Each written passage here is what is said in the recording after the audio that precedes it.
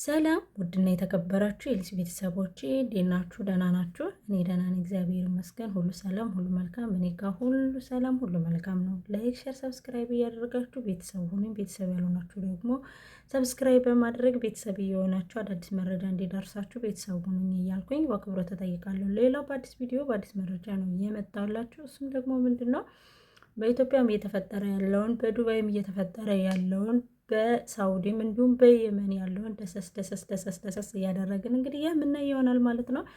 እሱን ደግሞ እንግዲህ ቪዲዮን ላይክ በማድረግ ጀምሩ። ሀሳብ አስተያየት ካላችሁም ኮሜንት ላይ አስቀምጡልኝ። ሀሳብ አስተያየታችሁን እያየው ማስተካከል ያለብኝን ነገር አስተካክላለሁ። ከእናንተ ድጋፍሻለሁ ማለት ነው። ቪዲዮን አይተን እንመለስ። ኤርታሌ የተራራ ፍንዳታ የሚወጣው ጭስ ቀይ ባህርን ተሻግሮ የመን መድረሱ ተነገረ። ኤርታሌ ትላንት በድጋሚ አዲስ ፍንዳታ መጀመሩን የአዲስ አበባና ሰመራ ዩኒቨርሲቲዎች እንዲሁም የአፋር ክልል አደጋ ስጋት አመራር ኮሚሽን ተናግረዋል። የሰመራ ዩኒቨርሲቲ የጂኦሎጂ መምህርና ተመራማሪ መምህር ኖራ ሲናገሩ ፍንዳታው ዛሬ መከሰቱ እውነት ነው፣ ምንም ጥርጣሬ የለውም፣ መረጃውን ልከውልናል ብለዋል። ከኤርታሌ የሚወጣው ጭሱ አፍዴራ እየደረሰ ነው እንደ ደመና ሆኖ ያሉት ተመራማሪው የአፍዴራ የፍንዳታ ጉዳይ ገና ነው፣ ከኤርታሌ ተነስቶ ከአፍዴራ በስተሰሜን በኩል የሚያልፍ ስንጥቅ አለ ሲሉ ገልጸዋል። በአዲስ አበባ ዩኒቨርሲቲ የጂኦፊዚክስ ስፔስ ሳይንስና አስትሮኖሚ ኢንስቲትዩት ተመራማሪ ፕሮፌሰር አታላይ አየለ በበኩላቸው ንዝረቱ አለ፣ ግን በመሬት መንቀጥቀጥ ደረጃ የተመዘገበ ነገር የለም ብለዋል። ግን በኤርታሌና በአፍዴራ መካከል ፍንዳታም ያለው ትላንትና አፋር ውስጥ የፈነዳው እሳተ ገሞራ ማለት ነው። በ10 ሺህ ዓመት የፈነዳ እሳተ ገሞራ እንደሆነ የተነገረ የሚገኘው ለመጨረሻ ጊዜ ፈንድቶ የነበረው እንደዚህ አይነት ቢግ ኤክስፕሎዥን ከ10 ሺህ ዓመት በፊት ነው የተደረገው እና we are witnessing history ታሪክን ዊትነስ እያደረግን የምንገኘው። እንደምትመለከቱት ደግሞ በአሁኑ ሰዓት ላይ የዚህ ቮልካኖ ጭስ ወይ ደግሞ የዚህ ቮልካኖ አሽ ተሻግሮ ሁላ እስከነ የመን ድረስ ገብቷል። ከጥቂት ጊዜያት በኋላ እነ ኦማንን አልፎ እስከነ ፓኪስታን እስከነ ኢራን ድረስ የዚህ ቮልካኖ ጭስ እና የዚህ ቮልካኖ አመድ እንግዲህ እንዳያችሁት ኤርታሌ የተፈጠረውን ነገር በጣም ብዙዎችን አስደንግጧል፣ ብዙዎቹንም ደግሞ በጣም አስፈርቷል ማለት ነው። እሱም ደግሞ ምንድነው እንግዲህ በየሁሉ በዓለም ላይ እየተዘገበ ይገኛል ማለት ነው። ዛሬ እንግዲህ አሁን ዛሬ ጠዋት እኔ ስነሳ ሴትዮ ቀስቅሳኝ ስነሳ ምንድነው ኢትዮጵያ እየተፈጠረ ያለው ነገር? ኢትዮጵያ ውስጥ ሁልጊዜም ችግር ነው እንዴ አለ። ችግር ሌላ አታውቁም እንዴ? የእውነት እኔ እንደፈጠርኩት ወይ ደግሞ እኔ እንዳደረግኩት አድርጋ ነው እንግዲህ ዛሬ ስትናገረኝ የነበረው ማለት ነው። በጣም ነው የተናደድኩት ሆነ ለመናገር። አንዳንድ ጊዜ የሆነ የሰው አስተሳሰብ እንዴት እንደሚለይ ባላቅም፣ ግን ሁሉም ነገር ሲፈጠር የሆነ እኛ እንደምናደርገው እኛ አውቃ እንደምናደርገው የሚያደርጉት ሰዎች ሌላ ዓለሞች አሉ ማለት ነው። እና እኔ ሰው አስተሳሰብ አንዳንድ ጊዜ ይገርመኛል። እኔ ብቻ ነኝ እንዲህ ያልሰለጠንኩ እስከምል ድረስ ወይስ እኔ ነኝ የደደብኩ እስከምል ድረስ ማለት ነው። የምር ዛሬ በጠዋት ነው የተናገረችኝ። እንግዲህ ኤርታሌ ላይ የተፈጠረውን ነገር ጅቡቲን አልፎ የመን ደርሷል ማለት ነው። የመን ከደረሰ ደግሞ ሳውዲ አረቢያ ትንሽ ትሰጋለች ማለት ነው። ያለው ነገር ጭሱ በጣም እየቦለለ ነው። በጣም አስቸጋሪ ነው። በጣም ሰዎችን እያፈነ ነው። በጣም ከባድ ጊዜ ላይ ደርሰናል ጋይሶችዬ። እኔ ምን እንደምላችሁ አላቅም። በነገራችን ላይ በጣም ከምላችሁ በላይ ብዙ ነገሮች እኔ በነገራችን ላይ ኤርታሌን አውቀዋለሁ ነበርኩ እዛ የተወሰነ ጊዜ ላይ እና በጣም የሚያስፈራ ነው። ቀረብ ብሎ ሲያዩት በጣም ነው የሚያስፈራው። በጣም ነው በቃ እንትን የሚለው ኢትዮጵያ ውስጥ በነበርኩ ጊዜ ከትግራይ ክልል ውጭ በብዙ ሀገራቶች ስለዞርኩኝ ኤርታሌን በከፊልም ቢሆን ትንሽ አይቻታለሁ ማለት ነው። እና በጣም ሙቀት ነው። በጣም ነው በቃ የሚከብደው ማለት ነው። ጥብስ ነው የምትሉት ባንዴ ጥብስ ነው የምትሉት እና በጣም ከባድ ነው። አሁን ላይ ደግሞ ለኢትዮጵያ ትልቅ ስጋት ሆኗል። ዲ7 ወይም ደግሞ ዲ7 ዩቱብ ቻናል የምትከታተሉ ሰዎች ካላችሁ እዛ ውስጥ ገብታችሁ ብዙ መረጃዎችን ብዙ እውነታዎችን እዛ ታገኛላችሁ ማለት ነው። ስለ ኤርታሌ ከመጀመሪያው ጀምሮ ከዛሬ 6 ወርና 7 ወር በፊት ወይም ደግሞ እንዲሁ ኤርታሌ እሳቱ እየፈሰሰ በነበረበት ሰዓት ዲ7 ዩቱብ ቻናል አቅርቦት ነበረ ማለት ነው። እና እኔ ዲ7ን በጣም የምከታተለው እና በጣም ከባድ ጊዜ ላይ ነው የደረስነው። እኔ መልእክቴ ለክርስቲያኖች እንዲሁም ለክርስቲያኖች ማለት ለኦርቶዶክሶች ማስተላለፍ የምፈልገው ነገር እንግዲህ ቅዱስ መጽሐፍን እንደምታነቡ እንኳን አላነብም እንደምታነቡ ዮሐንስ ራእይ ላይ ያለው ነገር ሁሉ እየሆነ ነው። ዮሐንስ ራእይን በደንብ ያነበበ ሰው እና ፎካረ ኢየሱስን ያነበበ ሰው ይሄ ነገር ሊከብደው አይችልም ወይም ደግሞ እንትን ሊለው አይችልም ብዬ አስባለሁ። ሊያስደነግጠው ነው። አሁን አልደነገጥኩም ስላነበብኩ ሳይሆን ስላዳመጥኩ እና ሁሉም ነገር እያንዳንዱ እየሆነ ስለሆነ እያንዳንዷ ነገር እየተፈጸመች ስለሆነ በምንችለው መንገድ እንግዲህ እግዚአብሔርን ንስሐ እየገባን ብንጠብቀው ብዬ አስባለሁ። ሌላው በሰው ሀገር ያለን ሰዎች በተለይ ደግሞ ቤተክርስቲያን የሌለበት በጣም አስቸጋሪ ሁኔታ ያለን ሰዎች እንግዲህ እግዚአብሔር ይርዳን። የኃጢአታችን ዋጋ ስለሆነ እዛ ጋር ያደረሰን ገባችሁ አይደለ? ሰው ስላላችሁ የፈለኩት ይሄ ነው ማለት ነው። እና ኤርትራ አሁን በጣም በስላሴ በጣም ፈርቻለሁ። በነገራችን ላይ ስለፈራው ነው እንደዚህ የሚያዛጋኝ ማለት ነው። እና አልደነገጥኩም፣ ግን የመን ላይ ስለደረሰ እና የጭሱ የሚቦለው ጭስ የኤርትራ ጭስ እንደዚህ የሚቦለው ጭስ ሲብን መሬት ላይ ሲወድቅ በጣም ጥቁር ነው። ልክ እንደዚህ ማለት ነው። ልክ እንደዚህ ነው፣ ጥቁር ነው። ልክ እንደዚህ አያችሁት? ልክ እንደዚህ ጥቁር ነው እና በጣም ነው የሚያስፈራው። እና የመኖች በጣም ፈርተው የሴትዮ ጓደኛዋ አላት እና በጣም ፈርተው ተጨናንቀዋል። ምን ሊፈጠር እንደሚችል እየቆየን የምናየው ይሆናል። በጣም ከባድ ጊዜ ላይ ደርሰናል። በጣም አስፈሪ ጊዜ ላይ ደርሰናል። እውነት ለመናገር አንዳንድ ጊዜ መቼ እንደምንሰለጥንና መቼ ወደ አእምሯችን እንደምንመለስ አላውቅም። አሁን እኮ ድድብናችን ነው እኮ ዘር ከዘር እያባላ ጦርነት ከጦርነት እያነሳ በየእምነታችን በየመስጊዱ በየቤተ ክርስቲያኑ ሰው እየሞተ እየተገደለ ያለ ድድብናችን ነው። አንድ ስላልሆንን ነው። ሙስሊሙን በፍናው ፊንፊን ይላል፣ ክርስቲያኑን በስናው ፊንፊን ይላል። አሁን ላይ ክርስቲያኑም ሙስሊሙም ንጹሃኑ ይሞታል ማለት ነው። በየመስጊዱ እየገባ በየቤተ ክርስቲያኑ እየገባ ምስኪን የማያውቀው ሊሰግድ ሲገባ ይገደላል፣ ሊጸልይ ሲገባ ክርስቲያኑ ይገደላል። ግን ያንም ሆኖ ደግሞ ሙስሊሙም ሆነ ክርስቲያኑ ቲክቶክ ላይ ወጥቶ ፉን ፉን ከማለት ውጭና ገሌ ነው ክርስቲያን ነው ሙስሊም ነው እያለ እጅ ከመሰቃቀር ይልቅ አንድ ሁነን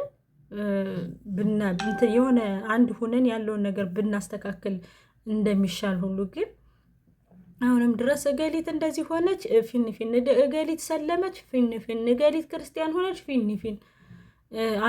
አንድ ክርስቲያን ወደ እስልምና ሂዶ ክርስቲያን ይጎልበት ይመስል አንድ ሙስሊም ወደ ክርስቲያን መጥቶ ሙስሊም ይጎልበት ይመስል ማለት ነው። ይህ ሰው ችግር ያለ እስከሚመስለን ድረስ የምሬን እኮ ነው የምላችሁ። ልትቀየሙ ትችላላችሁ። ሙስሊም የእስልምና ችግር ያለ የእስልምና ህዝብ ችግር ያለ ይመስል ፊንፊን ትላላችሁ። አንድ ክርስቲያን ወደ ሙስሊም ሄደ ብላችሁ ከክርስቲያንም ደግሞ የክርስቲያን ህዝብ ሰው ያነሰ ይመስል አንድ ክርስቲያን ሲመጣ ፊንፊን የራሱ ህይወት ነው። ያነ ወደ ሙስሊም የሄደ ራሱ ያውቃል፣ ወደ ክርስቲያን መጣ ራሱ ያውቃል። ማን ደኸል? ምን አገባን እኛ? ለምንድን ነው ዝም ብለን የራሳችንን ህይወት የማንኖረው? የራሳችንን ኑሮ የማንኖረው? እያያችሁ አይደለ እንዴ? እስኪ አሁን የት ሀገር ነው እንደዚህ አይነት መከራና ችግር እየመጣበት ያለ? ኢትዮጵያ ውስጥ ብቻ ነው። እንግዲህ ኤርትራም ፈነዳ፣ ህዝቤም ተገደለ፣ ሁሉም ነገር ሆነ ኢትዮጵያ ውስጥ ብቻ። አንዳንድ ጊዜ ባንማር እላለሁ። ያኔ ምን አለ ባልተማርን ኑሮ። ምክንያቱም ባንማር ኑሮ ያኔ ያልተማሩት ሀገራችንን ጸጥ ለበጥ አድርገው ይዘው ሀገራችንን ዘንጥ አድርገው ይዘው ከመስጊድ ከቤተ ክርስቲያን እስከ መስጊድ ገንብተው አቆዩልን። እኛ ተማርን ብለን ሰለጠንን ብለን ስንፈልግ መስጊድ እናፈርሳለን፣ ስንፈልግ ቤተ ክርስቲያን እናፈርሳለን። አያቸው አይደለ ድድብናችን? ታዲያ እኛን እንደድብ ወይስ ድሮ ሳይማሩ አገሪቷን ይመሯት የነበሩ ናቸው ደደቦች እኛ ነን። እሺ የምሬን እኮ ነው የምላችሁ። እና ኤርትራ ላይ የሚፈጠረው ነገር በመጽሐፍ ቅዱስ ላይ እየተነገረ ነው። እስከነ ማስረጃው ዴይ 70 ገብታችሁ ማየት ትችላላችሁ።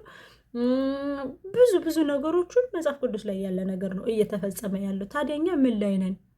የሆነ ነገር ሲፈጠርብን እኛ እኮ እንደዚህ ነን ገሊት እንደዚህ ሆና በገሊት በቃ የሆነ በቃ ይሁን ቁንቁንቁንቁንቁን ያለ ነገር አናጣም። ግን ኢትዮጵያ ውስጥ እየሆነ ያለው ነገር ግን በጣም ያሳዝናል። በእንደኛ አይነቱ ወሮ በላ በእንደኛ አይነቱ አሲዳም ግን ንጹሃኑ መሞቱና እንደዚህ ደግሞ ምንም የማያውቀው ህዝብ መከራው ማየቱ ስለ ቲክቶክ፣ ኢንተርኔት፣ ፌስቡክ ምን እንደሆነ የማያውቅ ህዝብ መሰቃየቱ ለመናገር በጣም ያሳዝነኛል። ስለ ኤርትራ ላይ ይህን ያክል ካወራው ይህን ያክል ተንትኜ ካወራዋችሁ ስለ ዱባይ ደግሞ እንግባ። አንዲት ልጅ ዱባይ ውስጥ ሰውየው ሊገላት ወይም ደግሞ ሊያርዳት አይደል የሚባለው እንደዛ ድረሱልኝ ብላ ቲክቶክ ውስጥ ገብታ ካጠገቧ ሰዎች አሉ። እንግዲህ ከነ አሳሪት ገብታችሁ አይታችሁ ከሆነ በጣም እየጮኸች በጣም ድረሱልኝ ብላ እየጮኸች እና ዋንም ተደውሎላት እንግዲህ ትውጣ የምናውቀው ነገር የለም። ለማንኛውም ይሄን ያደረገ ግን ደላላ ነው ይሄን ያደረገ ልጅቷ እንድትመጣም ልጅቷ ይሄ ሁሉ ነገር እንዲሆንባትም የተደረገው ደላላ ነው። ምክንያቱም ከዚህ በፊት የሆነ መረጃ ሰጥቻችሁ ነበር። አንዲት ልጅ እንደዚህ በደላላ ስራ ሄዳ የ3 ልጆች እናት ዱባይ ላይ ስራ ሄዳ ሴት ናት ሰራ አሰሪዋ ያኔ ባል የሌላት ከእሷ ጋር ሄዳ ሰውነቴን ማሳጅ ታደርጊኛለሽ፣ ታሽኛለሽ፣ እንደዚህ ታደርጊኛለሽ፣ ይሄን ትለብሻለሽ እያለች እንግዲህ ስም መጥራት ባልፈልግም ወደ ሌላ ነገር ውስጥ ለታስገባ ትፈልጋ። ልክ ደውላ ይህን ስራ መስራት አልችልም፣ ይህን ስራ አልሰራም፣ የልጆች እናት ነኝ፣ ልጆቼን ማሳደግ ነው የምፈልገው ብላ ስትናገር አንድ ብለሽ ብታወጪ ስለኛ ስብ ለሀቢባ ብትናገሪ እናርድሻለን፣ እንገልሻለን እያሉ እንግዲህ እያሰቃዩት እንደነበረና 3 ቀን ላይ ውጭ ላይ ቤሩ ግቢው ተቆልፎባት ውጭ ላይ እንደነበረች እና አንድ ሽማግሌ ሰውዬ ባሏ ነው ብላ እንዳስቀመጠች እና ያን ሽማግሌ ሰውዬ ደግሞ ከሴትዮዋ ጋር እንደማያድር ያለው መረጃ አስረድታን ተናግራ ነበረ። በዛ ላይ ፓስፖርቷን ቀምጠው ለሀቢባ ተናግረሻል፣ እንገልሻለን፣ ምን ብለሻል እያሉ እያስፈራሯት እንደነበረ እና ፓስፖርትሽን ነው የመታሽው ሰጂ እንዳሏት እሷ ደግሞ መጥቼ አልወስድም የቅርብኝ እንዳለች እንግዲህ ተናግራለች ማለት ነው። ሌላው ምንድነው ልላችሁ የፈለኩት በደላላ የምትሄዱት ሰዎች ደላላዎቹን ለምንድነው ፎቶ የማታነሷቸው? ገባችሁ አይደለ? ደላላዎች ፎቶ ሊነሱ ይገባል። ልክ አሁን ላይ ቴክኖሎጂ ረቋል። ቴክኖሎጂ ስለረቀቀ ልክ የሆነ ነገር ሊፈጠር ሲል የሆነ ነገር እንትን ሊል ሲል በድብቅም ቢሆን ፎቶ አንሷቸው። በድብቅም ቢሆን ፎቶ አንስታችሁ ለመያዝ ሞክሩ። ልክ ያን ነገር የሆነ ነገር ሲሙን ላክ ታረጋላችሁ። ያ ሰውዬ አፍንጫውን ተይዞ ይያዛል ማለት ነው። ለምሳሌ ያው መዲና ላይ የተፈጠረውን አይታችኋል። መዲና የሚባል ሀገር ልጅቱን ከባሏ በላይ ውሽማ ይዛ ለባሌ ትናገርብኛለች ተብላ ነው ገና ጥርሷም የረገፈው እጇም የተሰበረው። በዚህ ደረጃ ነው እኛ በሰው ሀገርም የተጨካከንን በሀገራችንም የተጨካከንን ያለ ነው ማለት ነው። ይህን ሁሉ ነገር ሊያደርጉ የቻሉት ደግሞ ደላላዎች ናቸው። ስለዚህ ደላላዎች ሊያዙ ይገባል።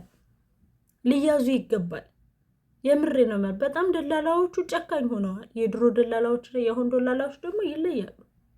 የጭካኔ ጥግ ነው ከአንጀታቸው ያለባቸው። ብር ብቻ ነው የሚፈልጉ። አንቺ ሄደሽ ሞትሽ ተቀበርሽ እነሱን የሚመለከታቸው ጉዳይ የለም። ሰው ብልላችሁ ፈልግ ሄደው ራሳቸው ማስተካከል ያለባቸው ራሳቸው ናቸው። በእናንተን መጥቶ አያስተካክልላችሁም። በእርግጥ ከባድ ነው። አይጣል ነው የሆነ ነገር ሊፈጠር ይችላል። አይጣል ከባድ ነው፣ በጣም ከባድ ነው። ግን በተቻለን መጠን ደግሞ ራሳችንን ለመጠበቅ መሞከር አለብን። አንዱን አላያችሁትም እንዴ? ቴሌግራም ቻናል ላይ ቴሌግራም ላይ ገብታችሁ ማየት ትችላላችሁ። እጁን እንደዚህ መቁረጥ መሰላችሁ? እጁን አልቆረጡትም። እንደዚህ ጥፍጥፍ ነው ያደረጉት። ዝም ብለው እጁን እንደዚህ እንዴት ድንጋይ በታች ድንጋይ በላይ አድርገው ይሄን እጁን ድንጋይ በላይ ድንጋይ በታች አድርገው ዝም ብለው ድቅቅ ነው ያደረጉት። እንደዚህ በቃ ይሄ እጁ እንደዚህ በቃ ጭብጥ ነው ያለው። እንዴት አድርጌ ላስረዳችሁ? እንደዚህ ነው ያለው። በቃ እንደዚህ ማለት ነው። እንደዚህ ነው ያለው። ስል ፎቶውን አስገባላችሁ ነው። እንደዚህ ነው ያለው ማለት ነው። እጁ አስቡት እንግዲህ እንደዚህ እጁ እንደዚህ ሆኖ በቃ ይሄ እዚህ በታች ዝም ብሎ ይሄ ቆዳ ነው ያንጠለጠለው እንጂ አጥንቱ የለም። በቃ ተከስክሷል፣ ተፈጭቷል፣ መፍጫ ውስጥ ገብቶ ተፈጭቷል ማለት ይቻላል። ይሄ እጁ አንዱ ማለት ነው። ይሄ እጁ እንደዚህ ብሎ ይሄ ጆሮ እንዳለ የለም፣ ብድግ ብሏል። ከየሉ እንግዲህ በዚህ ደረጃ ነው የተጨካከነን ያለ ነው። በዚህ ደረጃ በቃ እኔ አንዳንድ ጊዜ እፈራለሁ። ጌታ ሆይ እንደው መጨረሻ ምን ይሆን እላለሁ። ማርያምን ነው የምላችሁ።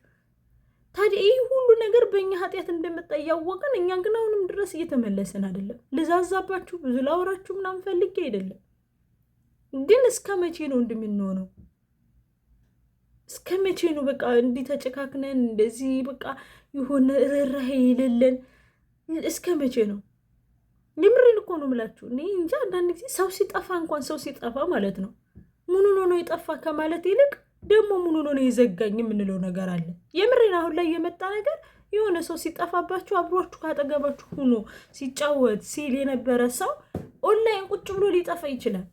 ኦንላይን ቁጭ ብሎ አብሯችሁ ሆኖ ለራሱ እሱ ሊጠፋ ይችላል። ምኑ ነው የጠፋ ይሄ ሰው ምን ገጥሞት ነው ከማለት ይልቅ ምን አድርጌው ነው የዘጋኝ፣ ምን አድርጌው ነው እንደዚህ ሆነኝ የምንለው ነገር በጣም ነው የሚገርመኝ። እናንተ አብራችሁ ያላችሁ ያ ሰው እኮ የለም፣ የሆነ ነገር ከጀርባው አለ። ምኑ ነው ምኑ ናችሁ ነው ለምንድን ነው ለማለት መሞከር ሲገባ ምኑ ነው የዘጋኝ ምን አርጌው ነው ምናምን ብላችሁ ያንን ሰው በነገር ወይም ደግሞ በነገረኛ ወይም ደግሞ በሆነ ነገር ትፈርጁታላችሁ። የሆነ አላውቅም እንዴት እንደሆነ ሰውን የምታስቡት። ድሮ የሆነ ጓደኞቻችን ሲጠፋ ምኑ ነው የሆነ አይደለም ተጠፋፍተው ለራሱ የሆነ ነገር ሳይጠፋ ቀርተን ዝም ካለን ለራሱ ምንድነው ያስቀመሽ ለመነጋገር ተነጋግሮ ለመፍታት ጊዜውን የሆነ ነገር እንወስድ ነበር።